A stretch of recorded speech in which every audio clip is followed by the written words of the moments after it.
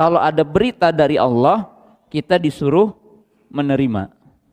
Istislam, inqiyad.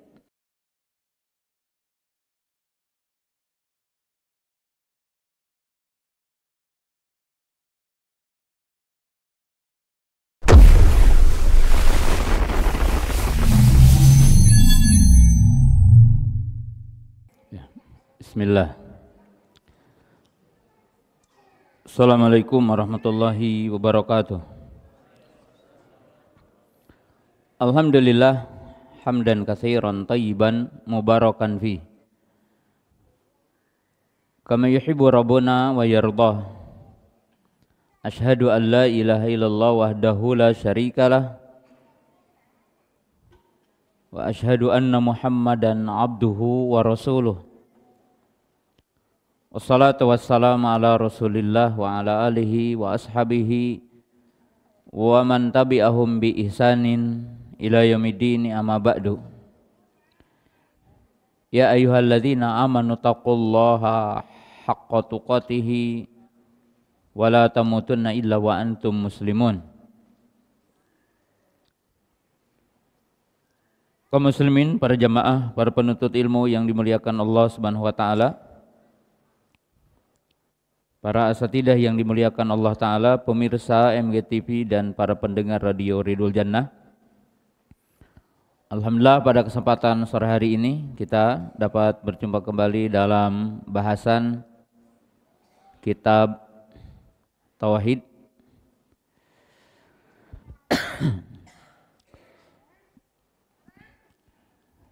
Kita telah memasuki beberapa poin penting dan masih dalam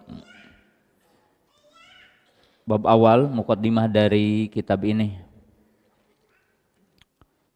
Pada pertemuan yang telah lalu kita telah bahas metode Al-Quran dalam menjelaskan wajibnya mengikhlaskan ibadah kepada Allah, bahwa ibadah adalah haqqun mahbun lillah. Ibadah itu semata-mata untuk Allah. Dat yang berhak diibadahi hanya Allah. Kita telah sebutkan beberapa contoh dari Al-Quran tentang argumentasi itu. Nah, kita akan mengakhiri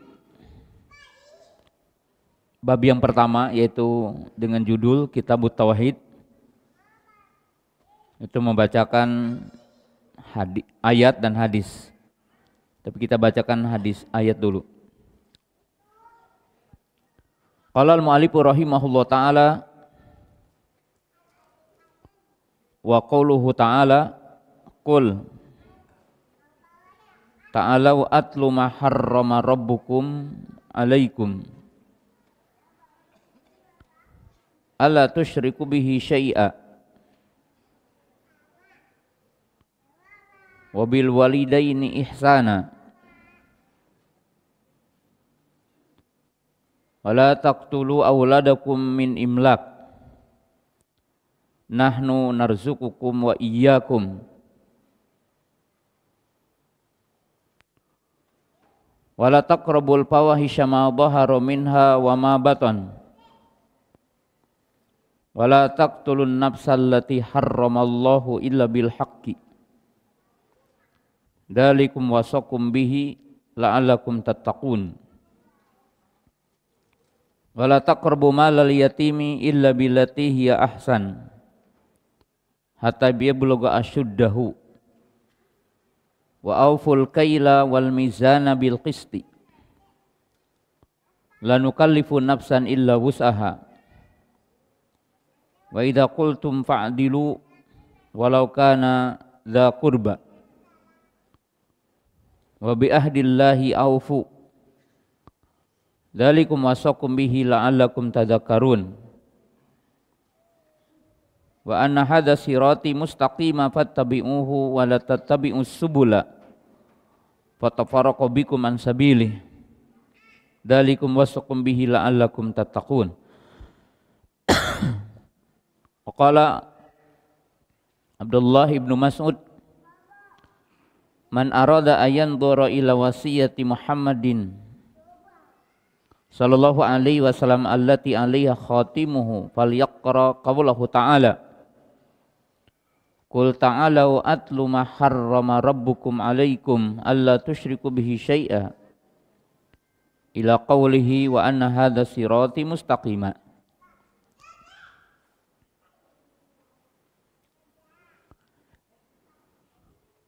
Al-Mu'allif rahimahullahu ta'ala membawakan ayat tentang judul Tauhid, yang mana kita katakan Tauhid yang pada intinya adalah Tauhid adalah ifradullahi ta'ala bil ibadah. Tauhid adalah mengesahkan Allah dengan ibadah, atau ifradullahi bi'af'alil ibad. Tauhid itu mengesahkan Allah dengan perbuatan hamba.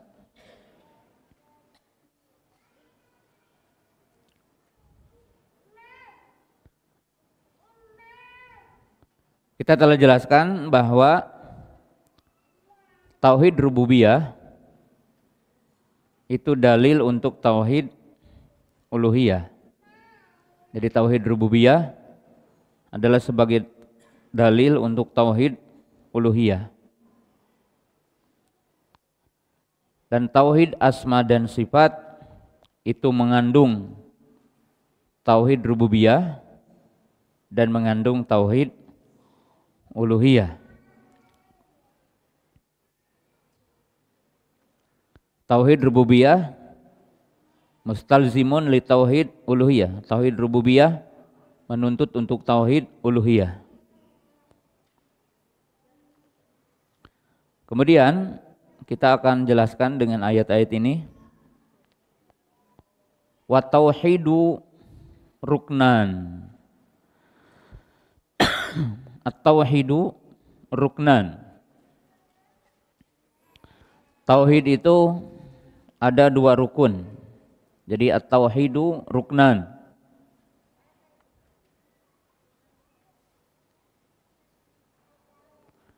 Dua rukun itu an-nafyu wal isbat, atau al-isbatu wan nafyi.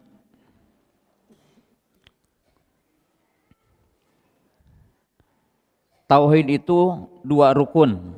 Ya, jadi tauhid itu mesti dua rukun. Dan ini kita akan jelaskan dengan ayat-ayat berikutnya. Dua rukun ini dalam Quran atau dalam hadis itu disebutkan an-nafyu wal isbat. Jadi menafikan kemudian menetapkan. Jadi menafikan semua yang disembah selain Allah dan menetapkan Allah satu-satunya yang disembah. Dan itu dari kalimat tauhid. La ilaha illallah. La ma'buda bihaqqin illallah. Tapi terkadang dibalik, yaitu al-isbat wan nafi.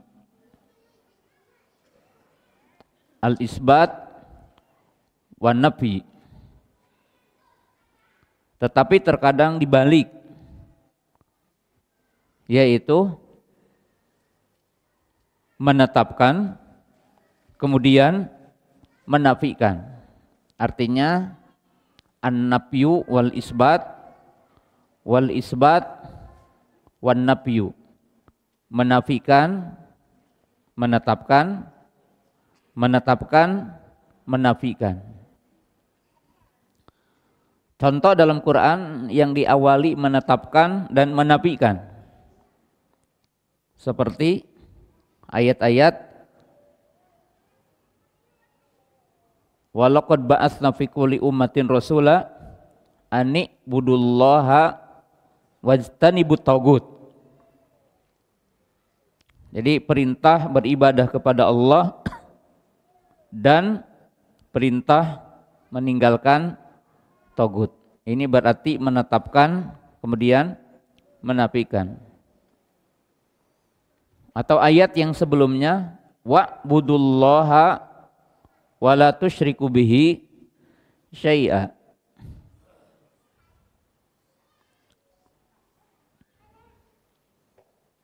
Jadi wa'budullaha wa la tusyriku bihi syai'a.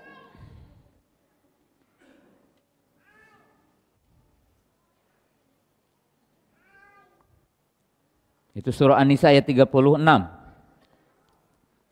Contoh yang lain dalam Quran itu ayat-ayat yang disebutkan dalam surah Al-A'raf, yang surah Hud dan seterusnya, yaitu ucapan para nabi seperti Nabi Nuh, Nabi Syu'aib, Nabi Hud, Nabi yang lainnya mengatakan, ya qaumi budullaha malakum min ilahin ghairuhu. Jadi di situ disebutkan perintah beribadah kepada Allah dan menafikan selainnya sebagai sembahan.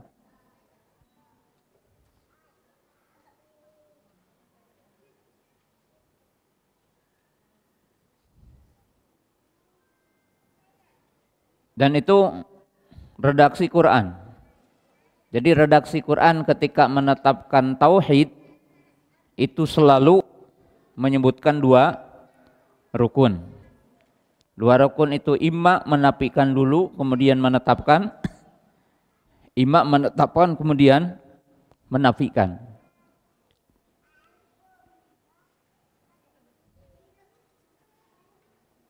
Terkadang ada ayat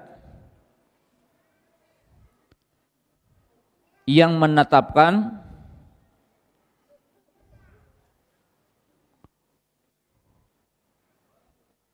tapi tidak disebutkan redaksinya menafikan. Jadi tidak secara langsung. Dan ada ayat yang menafikan tidak secara letterlock menetapkan.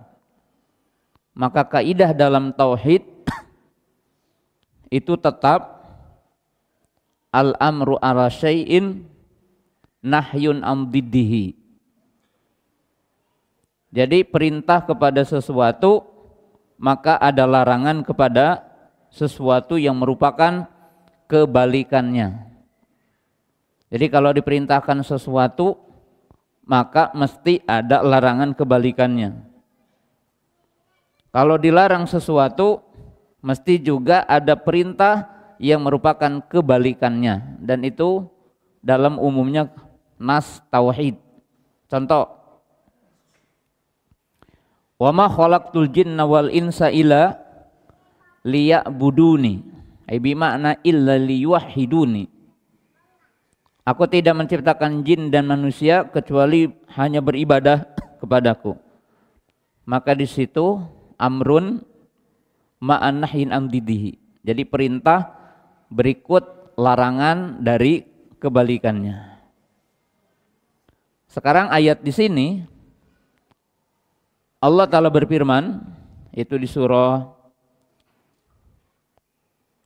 Al-An'am ini, qul ta'allaw atlu ma harrama rabbukum alaikum ala tusyriku bihi syai'a. Nanti isinya kita bahas. Katakan wahai Muhammad, ta'alau, ayo ke sini. Atlu, aku akan bacakan kepada siapa? Ya kepada kalian. Ma harrama rabbukum, apa yang diharamkan Rabb kalian, alaikum, kepada kalian, alla tusyriku bihi syai'a, agar kalian tidak menyekutukan Allah dengan sesuatu apapun. Jadi larangan syirik mengandung perintah tauhid. Ini kaidah ya. Jadi al-amru 'ala syai'in nahyun an diddihi. Jadi perintah kepada sesuatu mengandung larangan kepada sesuatu yang merupakan lawannya. Jadi merupakan lawannya. Dan itu kaidah di dalam Al-Qur'an. Artinya kalau kita menelaah Quran, setiap perintah untuk mentauhidkan Allah maka mengandung larangan menyekutukan Allah.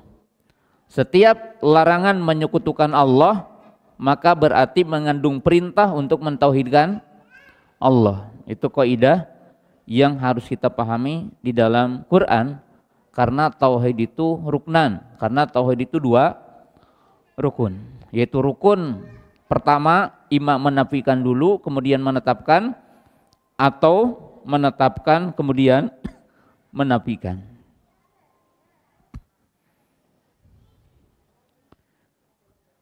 Kita lihat dalam surah Al-Fatihah, iyyaka na'budu wa iyyaka nasta'in.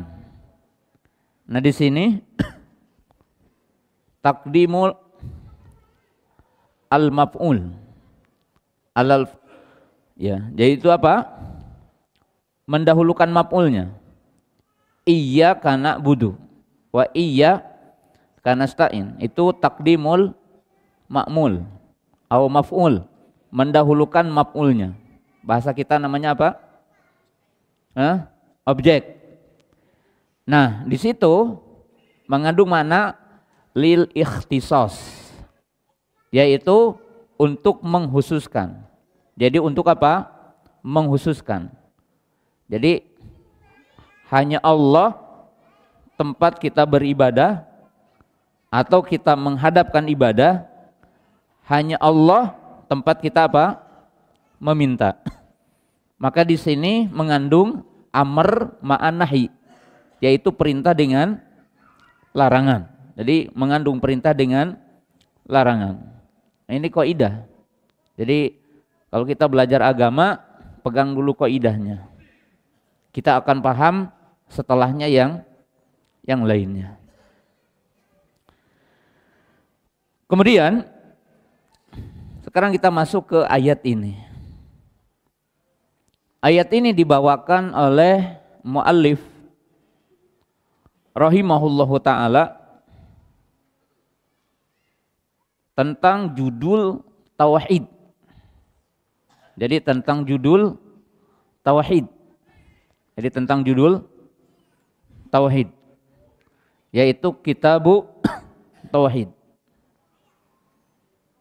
Yaitu yang disebut dengan al-wasaya al-asyru, ayat yang menyebutkan 10 wasiat.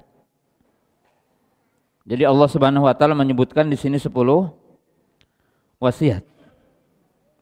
Dan 10 wasiat ini dipertegas dan dirinci oleh Allah Ta'ala dalam surah Al-Isra ayat 23 sampai ayat 29.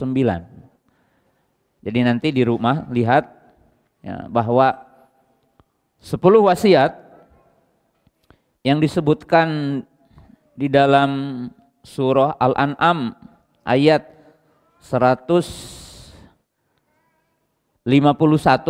sampai 153 itu dirinci oleh Allah Subhanahu wa taala di dalam surah Al-Isra ayat 23 sampai ayat 29. Jadi ayat 23 sampai ayat 29.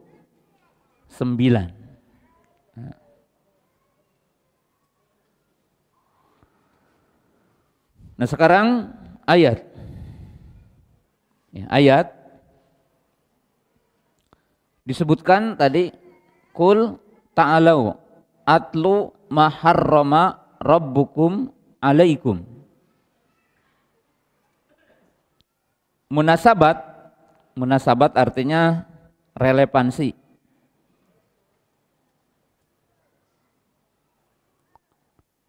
dalam ayat ini dengan tauhid, kita bisa lihat dari dua sisi.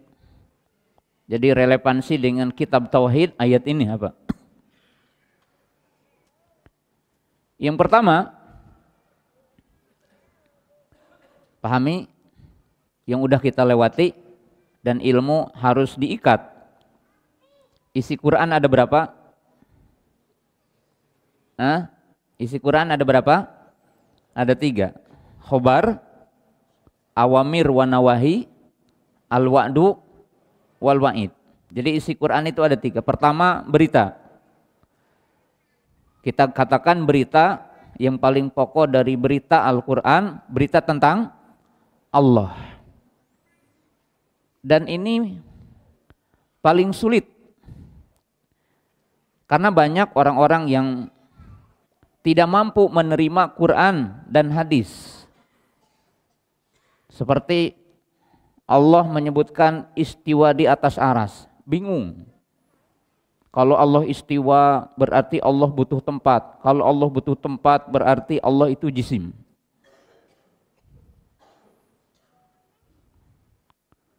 Jadi tidak mampu istislam inqiyad. Allah bilang ulu, tinggi di atas arasnya, tinggi di atas seluruh makhluknya. Kita tidak diperintahkan berpikir untuk gimana. Apalagi ada perdebatan dari orang-orang awam berbicara tentang bumi bulat atau datar. Siapa sih yang nyuruh kita kalau bumi ini bulat, kemudian kita disuruh berdoa ke atas, ada orang bertanya, gimana kalau pas kita di atas? Artinya ketika bulat, siapa yang nyuruh mikir ini? Siapa yang nyuruh? Dan kita disuruh al-mutabadiru ila dihni. Akal ini berharga dan akal ini mudah. Akal ini mudah. Allah ngasih tahu Allah di atas makhluknya. Bagaimana? Tidak dihitob kita, tidak diperintah untuk memikirkan bagaimana Allah. Yang Allah perintahkan kepada kita, kalau ada berita dari Allah, kita disuruh menerima. Istislam inqiyad. Jadi menerima, tunduk dan patuh. Kullu man kana alaihi hafan wa yabqa wajhu rabbika. Allah menetapkan sifat wajah dalam Al-Qur'an. Bal yadahu mabsutatan. Ya. Yadullahi fawqal jamaah. Allah tidak memerintahkan kita untuk berpikir dan mencari-cari alasan bagaimana wajah Allah. Allah mengatakan laisa kamitslihi syai'un. Tidak ada yang serupa dengan Allah. Jadi tidak ada yang semisal Allah. Laisa kamitslihi syai'un. Dan Allah memberikan kemudahan untuk kita berpikir. Nabi SAW menganjurkan kita berdoa mengangkat tangan sampai istisqa seperti ini. Ya. Semuanya gampang dan itu khobar tentang Allah, namanya, sifatnya. Sampai ahlul kalam dengan berbagai jenis ahlul kalam bingung menetapkan sifat Allah, hayat, as-sam'u, wal basaru, wal ilmu, wal kalamu, wal iradatu, wal kudrah. Orang bingung. Allah mendengar, Allah melihat. Ada sebagian kelompok kalau Allah melihat berarti ada sesuatu yang baru. Kalau Allah mendengar, berarti ada sesuatu yang baru bagi Allah. Bingung. Allah disifati mendengar atau Allah disifati melihat? Bingung. Kenapa? Apakah yang dimaksud sifat ini ajali saja, bahwa Allah Ta'ala hari ini tidak melihat? Bingung. Tapi ahli sunnah wal jamaah, kaum salafus saleh, diperintahkan tunduk mendengar berita dari Allah. Allah mengulang-ulang dalam ayat As-Sami'u Al-Alimu, Sami'un Alimun. Allah mendengar, Allah melihat. Gimana Allah mendengar melihat? Allah mengatakan laisa kamitslihi syai'un. Dan ini mudah agama ini. Quran masih berita. Ya. Kemudian isi yang kedua dari Quran ini, awamir wa nawahi, perintah dan larangan. Nah, ini yang kita bahasnya. Ketiga apa? Al-wa'du wal wa'id, yaitu beri isinya kabar gembira dan kabar apa? Ancaman. Nah, isi Al-Quran itu awamir wa nawahi. Isi Quran itu perintah dan larangan. Perintah dan larangan ini di dalam Quran itu terkadang disebutkan al-wasiat. Di dalam Quran isi perintah dan larangan itu berupa wasiat. Kalau antum lihat dalam Quran, apa sih itu wasiat? Wasiat adalah keinginan seseorang kepada orang lain untuk melakukan kebaikan atau meninggalkan keburukan. Itu wasiat dalam makna umum. Jadi wasiat dalam Quran memiliki makna yang sederhana, yaitu keinginan seseorang untuk orang lain melakukan sesuatu yang baik atau meninggalkan yang buruk. Itu wasiat.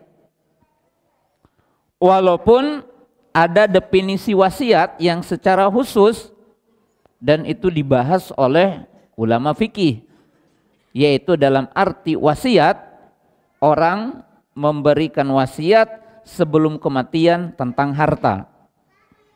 Ini yang dibahas dalam waris, dalam kode etik hukum tentang wasiat. Ya, seperti mewasiatkan sekian harta, mewasiatkan harta untuk diinfakkan, mewasiatkan harta untuk sodakohkan, dan itu bahasannya ada khusus. Dalam Quran terdapat puluhan wasiat dalam Quran. Antum bisa searching di Google bahasan para ulama, umpamanya al-wasaya fil Quran, wasiat-wasiat dalam Quran. Contoh wasiat takwa. Di dalam Quran disebutkan contoh wasiat takwa. Ya. Kan sering antum lihat wasiat takwa adalah wasiat para nabi. Ya, wasiat para nabi, seluruh nabi wasiat, dan Allah mewasiatkan takwa di dalam Quran itu dihitab dengan beberapa hitab. Ya, wasiat takwa ini, ya ayyuhalladzina amanu taqullaha haqqa tuqatih, ya ayyuhan nasu taqu rabbakum, itu wasiat takwa dalam Al-Quran. Wasiat menjaga sholat 5 waktu, wasiat berjihad, wasiat-wasiat yang banyak. Dan di antara wasiat Allah dalam Quran dikenal oleh kita dengan al-wasaya al-asyru, yaitu 10 wasiat. 10 wasiat yang sedang kita bahas ini. Nah, kita lihat ayatnya, 10 wasiat.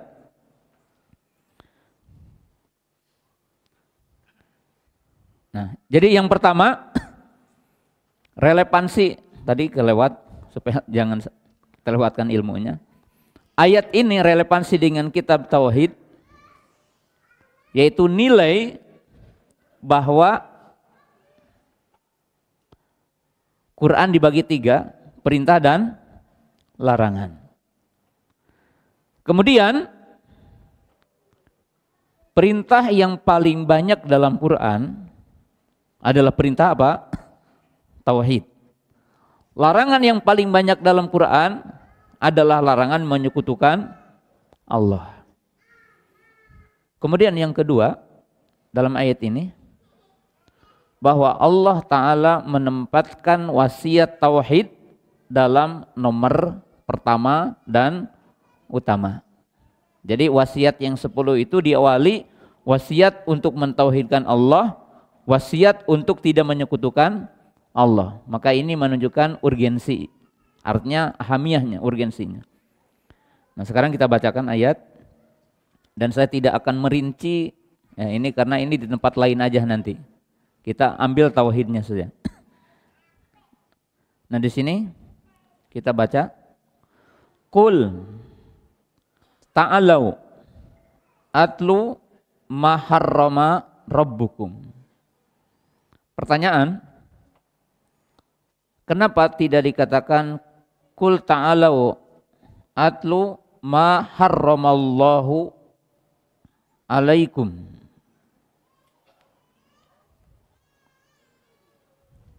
Jadi kenapa tidak dikatakan ma harramallahu alaikum?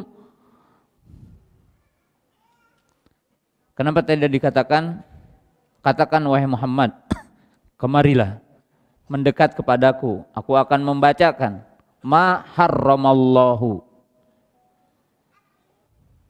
yang diharamkan Allah alaikum. Jadi kenapa redaksinya tidak harramallah, tapi di sini dikatakan ma harrama rabbukum? Apa jawabannya? Kenapa tadi dikatakan ma harramallahu, tapi dikatakan ma harrama rabbukum?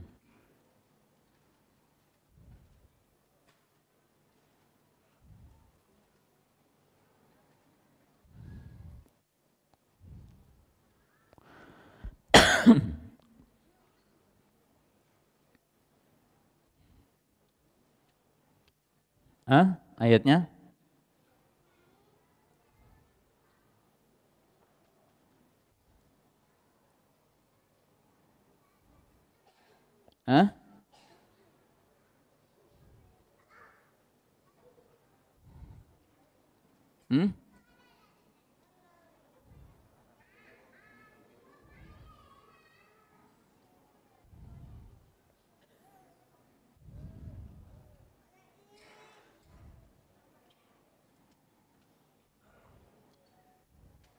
Pak, jawabannya?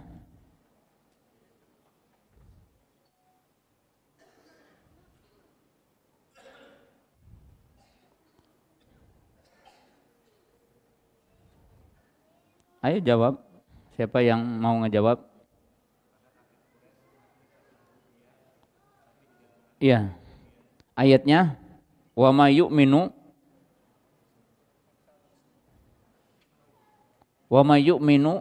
aksarukum billah ilawahum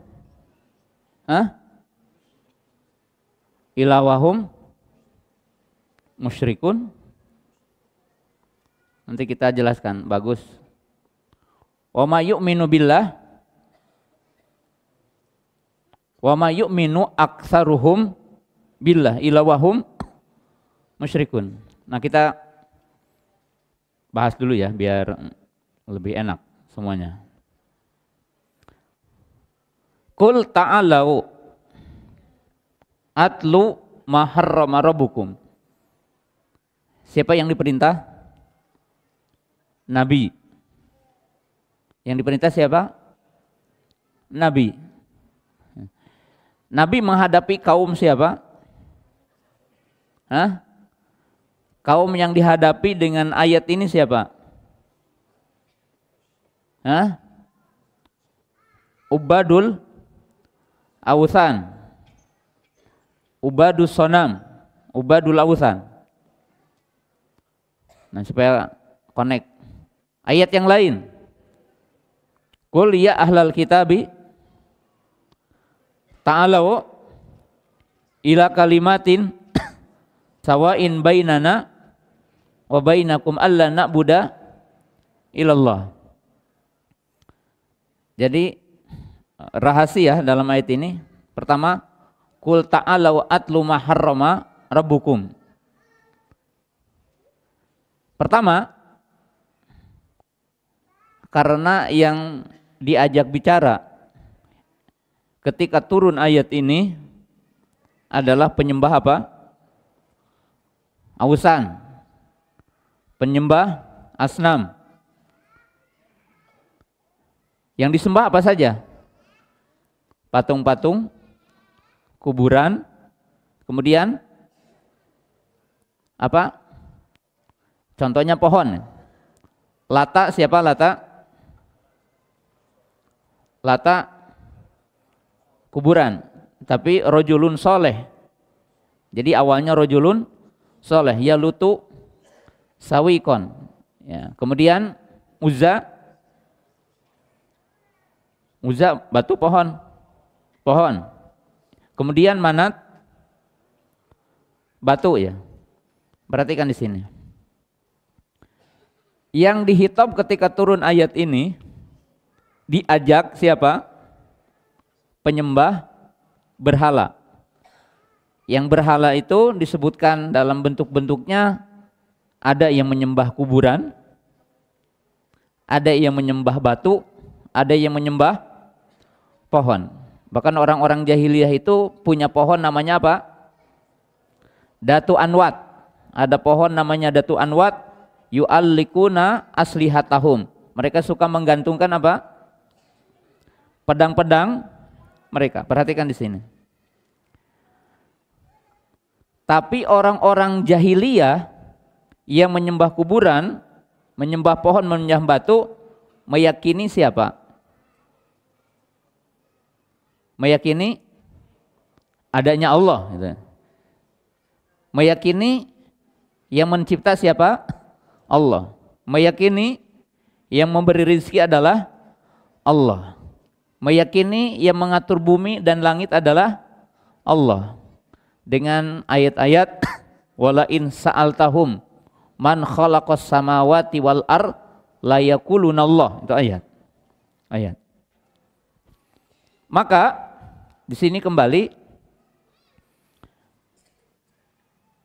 hitabnya itu bahwa orang-orang musyrik Quraisy meyakini adanya Allah, tapi bukan berarti mentauhidkan Allah. Mengikrar, jadi ikrar dengan lisannya bahwa yang menciptakan bumi siapa? Allah. Yang menurunkan hujan siapa? Allah. Maka Allah Subhanahu wa taala berfirman dalam ayat yang tadi, itu surah Yusuf ayat 106 ketika menyebutkan orang-orang kufar Quraisy sebelumnya, wa ma yu'minu aktsaruhum billah illa wahum musyrikun. Dan tidaklah kebanyakan mereka yang beriman kepada Allah kecuali mereka musyrik. Maksudnya apa?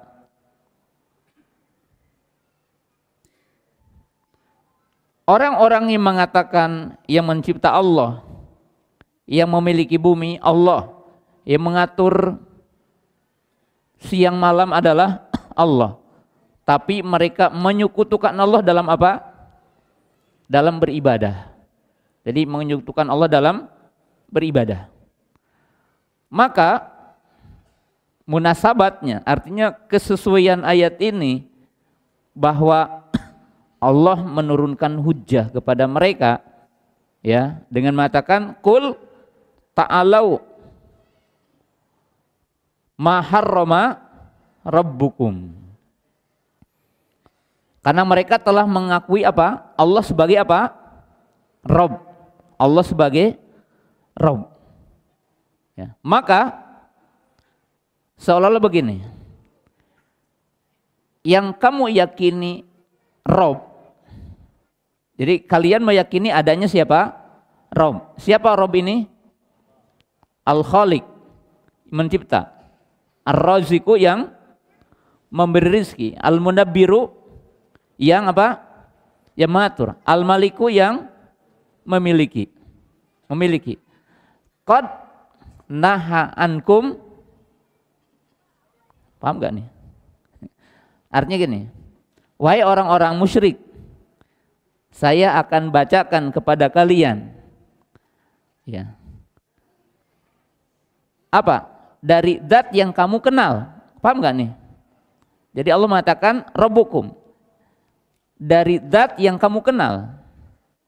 Yang kamu kenal apa? Rabbukum. Rabb kamu. Apa Rabb itu? Al-Khaliq, yang mencipta. Al-Maliku, yang memiliki. Al-Mudabbiru, yang mengatur. Ar-Raziqu, yang memberi rezeki. Al-Mumit, yang menghidupkan dan mematikan. Apa pesan Allah kepada kalian? Apa pesannya? Ala tusyriku bihi syai'a, agar kalian tidak menyekutukan Allah. Ya, maka ini satu hujah karena mereka telah mengakui dengan adanya zat Allah. Zat Allah itu siapa? Yang mencipta, yang memiliki, yang mengatur, yang memberi rizki, yang menghidupkan dan mematikan. Nah, di sini hujah, artinya argumentasi Allah kepada kita dengan mengatakan atlu ma harama rabbukum. Nah, itu. Kemudian disebutkanlah setelahnya, di sini lihat, wabil walidaini ihsana. Gimana nih? Kan diharamkan kepada kalian. Tapi wabil walidaini ihsana. Ini yang tadi kita katakan apa? Al-amru bisyai'in nahyun an didihi.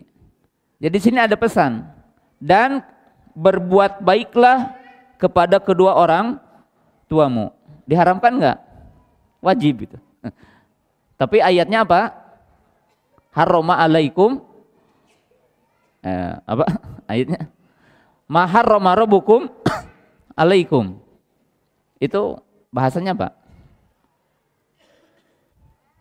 Jadi perintah ihsan, larangan apa?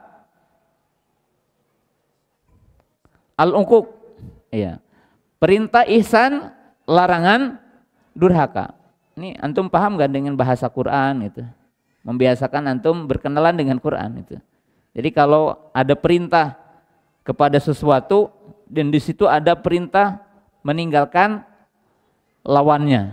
Jadi kalau perintah berbakti, larangan apa? Durhaka, uquq. Jadi uquq itu ya luas, menghardik, mencela, menghina, dan sangat luas sekali. Kemudian wala taqtulu awladakum min imlak.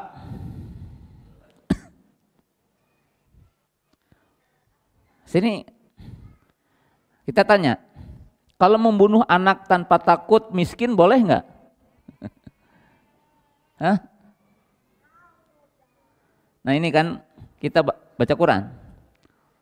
Wala taqtulu auladakum min imlakin nahnu narzuqukum wa iyahum. Di sini ada 3. Dan janganlah kalian membunuh anak-anak kalian min imlak. Karena apa? Terjemahkan aja yang mudah, takut miskin. Kami yang memberi rezeki kepada kamu dan kepada mereka. Pertanyaan, kenapa Allah menyebutkan min imlak? Apa kalau membunuhnya tanpa takut miskin boleh? Hah? Jadi kalau membunuh tanpa takut miskin boleh? Hah? Ya jelas Ya tidak boleh tetap itu. Tapi kenapa disebutkan min imlak?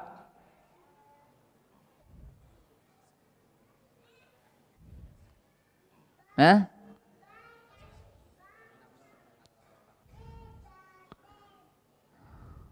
Nah, di sini gimana nih? Hah? Ah, itu ya. Jadi kita lihat ya, karena ini kita terbiasa mendalami Quran. Pertama, makhrajul ghalib. Apa itu makhrajul ghalib? Menyebutkan sesuatu yang sifatnya umum, tapi bukan hanya itu. Jadi keumuman orang membunuh anak karena takut miskin. Tapi bukan satu-satunya apa? Alasan. Tetapi disebutkan karena golibnya keumum di masa itu. Satu. Kedua apa?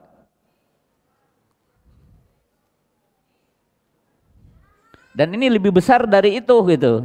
Keduanya apa? Hah? Iya, itu membab fikih aulawi ya. Tapi bukan itu. Kita akan ungkap. Sekarang wabil walidaini ihsana.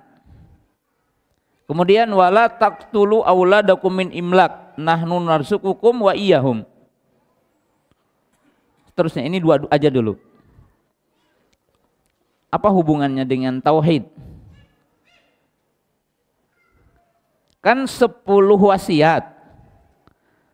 Tapi wasiat yang 9 itu di bawah dan cakupan wasiat pertama.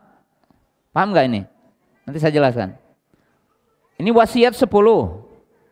Tapi yang 9 itu dari wasiat yang pertama. Dalam arti begini. Menunaikan wasiat pertama disempurnakan dengan 9 wasiat. Orang akan paham wasiat yang 9 kalau paham wasiat pertama. Kira-kira bisa nggak diterjemahkan supaya antum dapat hadiah? Paham nggak nih? Jadi kan ini 10 wasiat. Wasiat yang pertama untuk mengikhlaskan ibadah kepada Allah dan tidak boleh menyekutukan Allah itu disempurnakan dengan 9 wasiat. Menjaga harta, menjaga nyawa, menjaga anak yatim, berakhlak mulia, mengikuti syariat Islam. Itu kan 10 ya. Dan itu dalam arti yang kita akan bahas setelahnya, yaitu man haqqaqat tauhida. Jadi tauhid itu tidak sekedar tidak menyekutukan Allah, tapi tauhid itu adalah imtisalu awamirillah wajtinabi nawahi. Buah dari tauhid, tuntutan dari tauhid, tunduk patuh kepada siapa? Allah. Melaksanakan perintah, menjauhi apa? Larangan. Nah itu. Tapi dibalik. Artinya apa? Orang akan bisa menunaikan wasiat yang 9 kalau paham yang pertama. Nah sekarang kenapa Allah mengatakan wabil walidaini ihsana? Apa hubungannya dengan tauhid? Dan apa hubungannya hak bapak dengan hak Allah? Hah? Hak orang tua dengan hak Allah.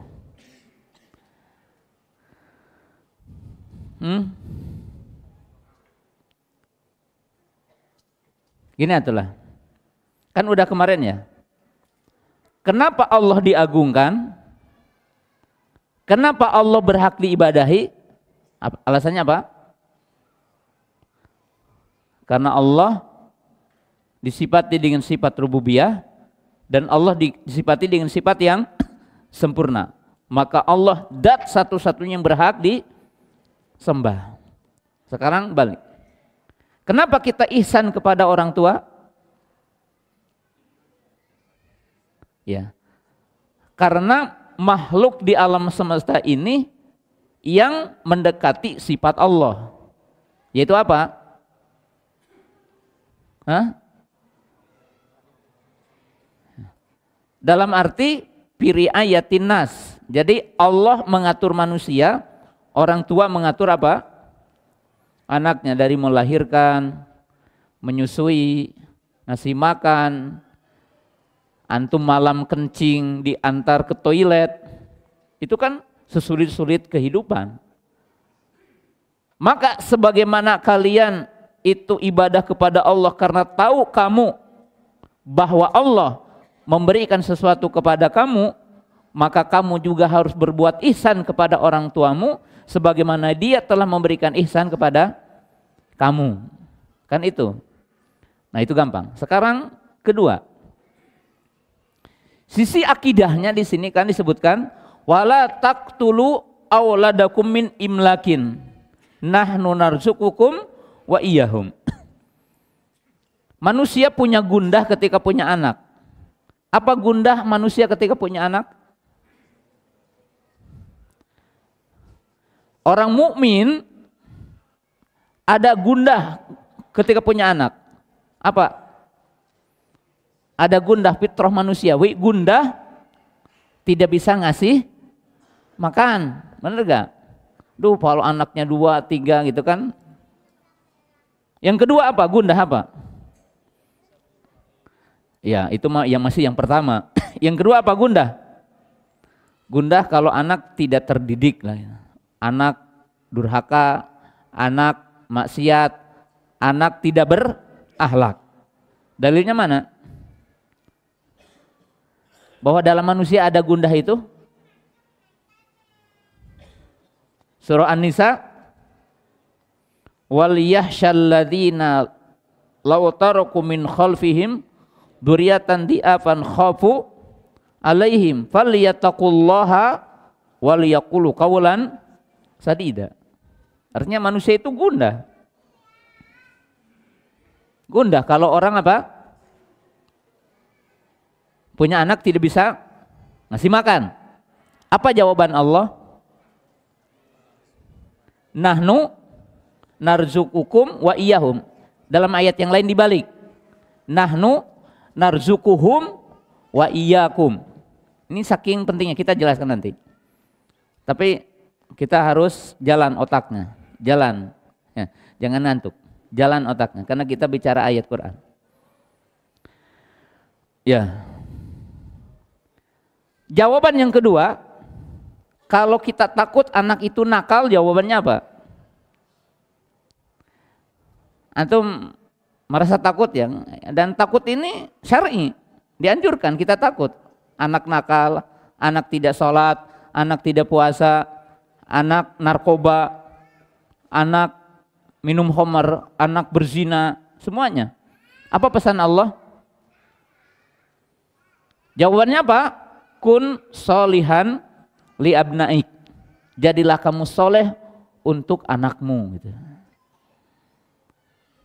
Jadi jawabannya tidak sekedar menyekolahkan, tidak hanya mempesantrenkan anak agar anak itu soleh, tapi ada pesan dalam Quran surah An-Nisa ayat berapa tadi?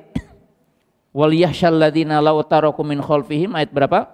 9 atau berapa itu? Kemudian surah Al-Kahfi, wa kana abuhuma salihan. Jadi Allah menceritakan ada 2 anak yatim yang punya warisan emas. Lalu Allah Ta'ala menjaganya sehingga emasnya itu ada di satu tembok gitu ya. Kemudian Allah Ta'ala menjaganya sampai kedua anak itu dewasa. Kenapa katanya?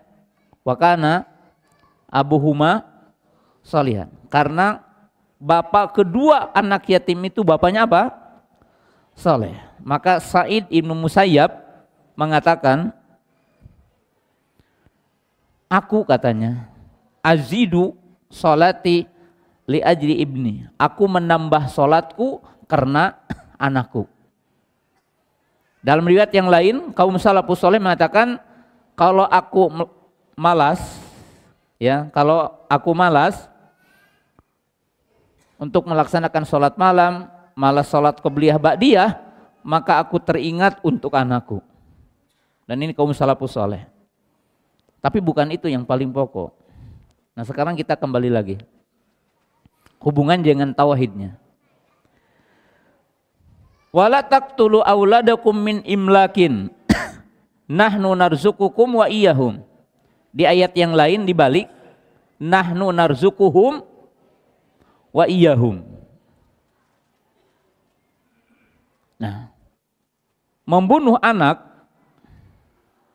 dalam sejarah, satu, membunuh anak karena takut jadi saingan. Siapa? Firaun laknatullah. Yang kedua, membunuh anak perempuan secara khusus. Kenapa? Merasa aib. Itu alasannya keberapa? Kedua. Alasan yang ketiga apa? Yang ini, yaitu apa? Takut tidak bisa memberi makan. Nah, maka Allah Subhanahu wa taala mengaitkan larangan dengan menetapkan keyakinan. Jadi menetapkan apa? Keyakinan. Supaya tidak ada khasyah, tidak ada khauf dalam diri manusia tentang rizki, maka apa keyakinan kita? Bahwa Allah yang memberi rizki dan bukan kita yang memberi rizki. Dalam arti apa? Allah ngasih tahu. Ngasih tahunya dua di sini. Apa ngasih tahu dua?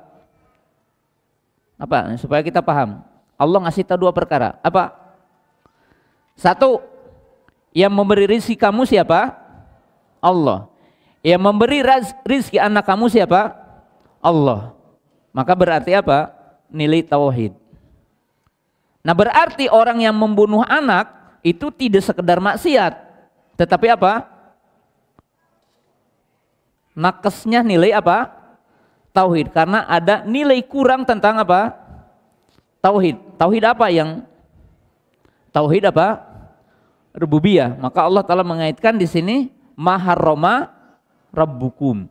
Maharrama rabbukum. Itu makna dalam ayat ini. Dan selesai. Mungkin ada pertanyaan dulu sebelum kita menyelesaikan ayat ini. Tapi itu ta'aluk ya, artinya mengaitkan kaidah. Jadi begini, bagaimana kita cara memahami Quran? Dalail Quran. Bagaimana kita cara memahami dalail itu, dalil-dalil atau berupa petunjuk yang ada dalam Quran. Yang pertama, setiap mukmin kita harus memahami siyakul ayah. Jadi kalau kita baca Quran, siyakul ayahnya dibaca, gitu, pahami. Kenapa? Karena ayat awalnya akhirnya itu jadi dalil atau sebagai bayan sebelumnya. Nah, kita kasih contoh di sini bahwa Allah melarang membunuh. Apa dalilnya? Ya. Jadi jangan membunuh karena miskin. Apa dalilnya? Karena Allah ngasih tahu yang memberi makan siapa? Allah gitu. Nah, sekarang saya kasih tahu. Contoh surah An-Nur. Ayatnya sama. Qul ta'alau. Qul. Maaf. Qul atiullaha wa atiur rasul. Fa in tawalau fa innama alaika mahumila apaan fa innama alaihi mahumila. wa alaikum mahumiltum wa in tuti'uhu tahtadu wa ma'alar rasulu ila al-balagu al-mubin. Perhatikan di sini. Allah mengatakan, "Qul," katakan wahai Muhammad, "Atiullaha wa atiur rasul." Itu ada 3 potong. Isi ayat ini pertama apa? Perintah kepada Nabi untuk taat kepada Allah dan Rasul. Jadi siapa yang diperintahkan berdakwah? Nabi. Apa isi dakwahnya? Mengajak manusia untuk taat kepada Allah dan taat kepada Rasul. Kemudian Allah menyebutkan di ujungnya, wa in tuti'uhu tahtadu. Jika kamu mentaatinya, maka kamu akan dapat apa? Hidayah. Ya, berarti apa? Keutamaan mengikuti Rasul akan dapat apa? Hidayah. Jadi perintah diargumentasi dengan ujung ayat. Kita lihat. Kata Allah, kalau kalian berpaling, siapa yang berdosa? Kalau kalian berpaling, fa innama alaihi mahumila wa alaikum mahumiltum. Apa maknanya? Kalau orang yang didakwahi itu tidak menerimamu, maka kamu tidak dapat beban dosa yang menyelisih kamu, karena kamu hanya dibebani apa? Berdakwah. Ketika engkau telah berdakwah dan telah menunaikan beban itu, maka berarti baro'atu dhimmah. Dia telah selesai kewajibannya. Kemudian kata Allah, dan kamu jika menyelisih Rasul, maka kamu akan menanggung beban sendiri, karena kamu tidak menunaikan perintah, yaitu apa? Taat kepada Rasul. Kemudian disebutkanlah ujung ayat, wa ma'alar rasul wa ma'alar rasuli ilal balagul mubin. Penjelasan apa? Fa in tawallau, fa inna ma alaihi mahumila. Jadi Rasul itu bertugas menyampaikan. Kalau yang didakwai tidak menerima, maka tidak jadi beban dan tidak jadi dosa bagi apa? Rasul. Artinya Quran itu ujungnya awal akhir itu terkadang menafsirkan satu dengan yang lain. Maka setiap mukmin, antum thalabul ilmi, mencermati kalimat dengan sempurna. Kedua, sebagai penutup, Quran satu ayat dijelaskan dengan ayat yang lain. Jadi satu ayat dijelaskan dengan ayat yang lain. Maka dipastikan begini, kita tidak bisa memahami Quran kecuali melalui orang yang telah hafal isi Al-Quran dan telah tahu makna isi Al-Quran. Jadi ketika kita akan memahami Quran, apa orang yang membaca Quran bisa tahu ayat ini hubungannya dengan ayat ini? Apa setiap orang yang membaca Quran tahu ayat ini ditafsirkan dengan ayat yang lain? Maka para sahabat, para tabi'in, para mujtahid dari kalangan sahabat, para mujtahid dari kalangan tabi'in dan tabi'ut tabi'in, dan para ulama sampai hari ini, melalui mereka kita akan paham isi Quran. Ya, satu contoh yang kita sedang pelajari, surah Al-An'am yang menyebutkan 10 wasiat, itu dirinci oleh Allah Ta'ala satuannya dalam surah apa? Al-Isra ayat 23 sampai ayat 29 maknanya. Jadi maknanya. Contoh yang sederhana. Surah Al-Fatihah ayat 4, ihdinas siratal mustaqim. Ayat kelimanya apa? Siratal ladzina an'amta alaihim ghairil maghdubi alaihim waladhdallin. Ditafsirkan dengan surah apa? An-Nisa ayat berapa? Wa may yuti'illaha war rasula fa ulaika ma'al ladzina an'amallahu minan nabiyyina wasiddiqina wasyuhada wassolihin. Surah apa? An-Nisa ayat berapa? Ayat 60. 60 berapa? 64, 60 berapa? Ayat berapa Saudari? 69. Jadi ayat 59-nya ya ayyuhalladzina amanu atiullaha wa atiur rasul wa uli amri minkum. Ayat 69-nya wa may yuti'illaha war rasula fa ulaika ma'al ladzina an'amallahu ya minas sidikin. Jadi artinya gini. Tadi kan siratal ladzina an'amta alaihim, jalan yang telah ditempuh oleh orang-orang yang diberi nikmat. Siapa orang yang diberi nikmat? Siapa? Al-anbiya was-siddiqun wasyuhada wasolihun. Kemudian para ulama mencari tahu, kalau nabi jelas 25 nabi. Kalau syuhada, kalau sodikun, syuhada, solihun. Para ulama menafsirkan as-siddiqun Abu Bakar, mimbabil misal. Asyuhada Umar, wasolihun Utsman. Nah, itu tafsir mimbabil misal, tafsir dalam arti misal. Nah, sekarang terakhir. Ghairil maghdubi alaihim waladhdallin. Diartikan apa? Al-maghdub siapa?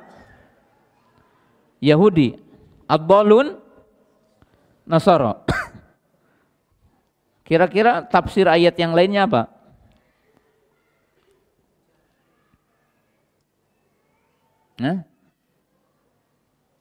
Yahudi atau Nasrani?